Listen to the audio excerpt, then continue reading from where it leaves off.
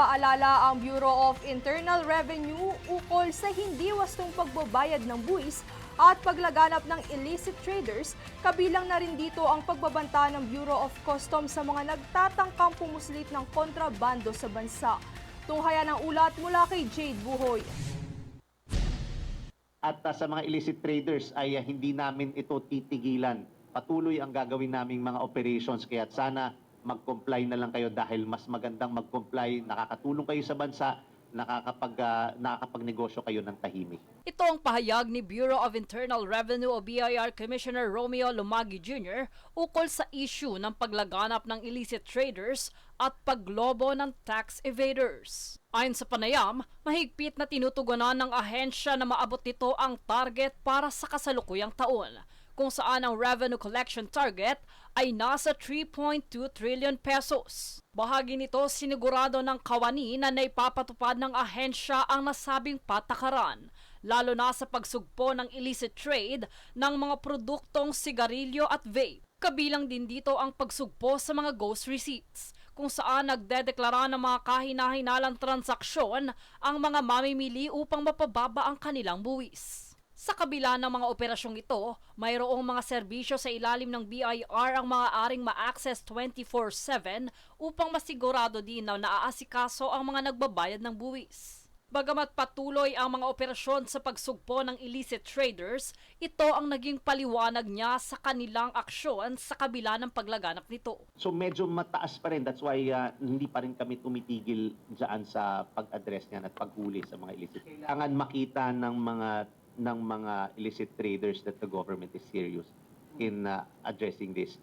Sa bahagi naman ng Bureau of Customs o BOC, mayroong pagbaba sa mga nasugpong kalakalan ng mga kontrabando kumpara sa nakaraang taon mula 4.2 billion pesos habang nasa 417 million pesos na lamang ngayong taon. Pagpapaliwanag pa ng ahensya, ang pagbaba nito ay indikasyon ng pagkonte ng pagpasok nito sa bansa, bunsod ng tuloy-tuloy na operasyon upang masugpo ito. Base rito, sisiguraduhin din ng BOC ang pagpapanatili sa kaayusan ng kalakalan sa pamamagitan ng pagharang nito sa mga hangganan ng bansa.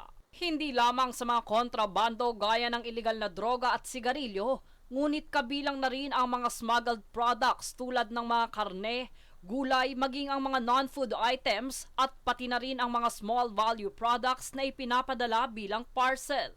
Jade Buhoy, nag-uulat para sa Golden Nation Network.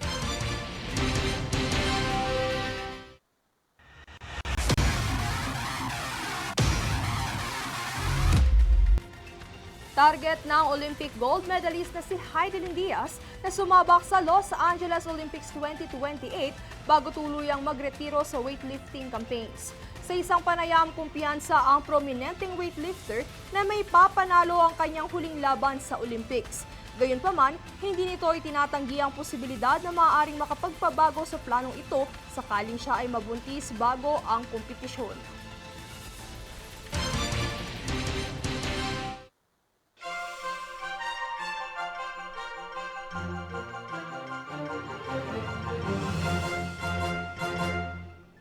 Here's a roundup of major stories from around the world. The Catholic Church first millennial Saint Carlos Acutis, a 16 years old Italian teenager, will be declared saint by Pope Leo XIV in September. Here's the full story. Carlo Acutis, the Catholic Church first millennial saint, will be canonized on September 7 in a ceremony at St. Peter's Square to be led by Pope Leo XIV.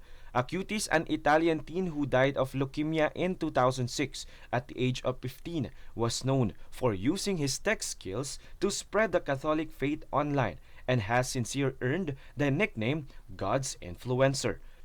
Acutis' canonization, originally planned for April, was delayed due to the passing of Pope Francis. He was beatified in 2020 after being credited with healing a Brazilian boy born with a severe eating disorder. His sainthood was further confirmed after a second miracle was approved, the reported healing of Costa Rican girl who suffered a serious brain injury. Acutis is often depicted in casual clothes and known for his compassion toward the poor. His canonization comes amid growing interest in Catholicism among Gen Z in countries like the US and the UK. Francis Ryudike reporting for Golden Nation Network. Another extension of deadline was granted to TikTok by US President Donald Trump. Trump recognized the said platform in winning the presidential elections, yet it needed to be safe and secured for their national security. Francis Ryudike has the details. For the third time, US President Donald Trump extended his given deadline to social media platform TikTok in relation to its possible ban in the US. 90 days extension was granted to TikTok to find a non-Chinese buyer as the US sees its current ownership as a national security threat to US. According to the White House, President Donald Trump doesn't want TikTok to go dark. The White House emphasized that the directive is just a precautionary measure for making sure that their data are safe and secure.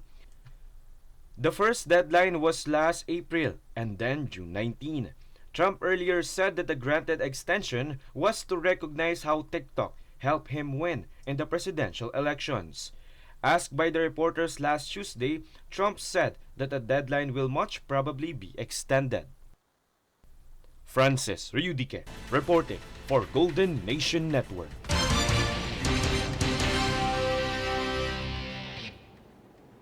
Meanwhile, US President Donald Trump called for Iran's unconditional surrender as the Israel-Iran air war continues. A strike might be impending as Trump stated that they have now taken the total control of the skies over Iran. In one of his messages, he threatened Iran's supreme, saying that his whereabouts are known and their patience is growing thin. Trump's public comments about military threats are not new for a president known to have an aggressive approach to foreign policy. At narito ang recap ng mga nagbabagang balita ngayon. Sa ulo ng mga balita, kaso ng dengue sa bansa patuloy nang bumababa. DOE binabantayan na ang posibleng epekto sa presyo ng langis na patuloy na tensyon sa Middle East. Return ng articles of impeachment, kinumplika ang case procedures ayon kay Senator Pimentel. Isang environmental group nagbabala laban sa toxic water tumblers na binebenta ngayong balik eskwela. Olympic gold medalist Heidelin Diaz sasaba sa LA 2028 bago magretiro. At Trump hinimok ang Iran na sumuko na sa Israel air war. Patas at pantay na balita, komprehensibong ulat para sa pulso ng masa. Ito ang News Force. Yan ang pinakamainit na mga balita ngayong araw. Manatiling nakatutok sa aming mga ulat at updates sa aming Facebook page, facebook.com/Golden Nation Network. At mag-subscribe sa aming YouTube account, youtube.com/@Golden Nation Network. Ako si Princess Castro at ito ang News Force.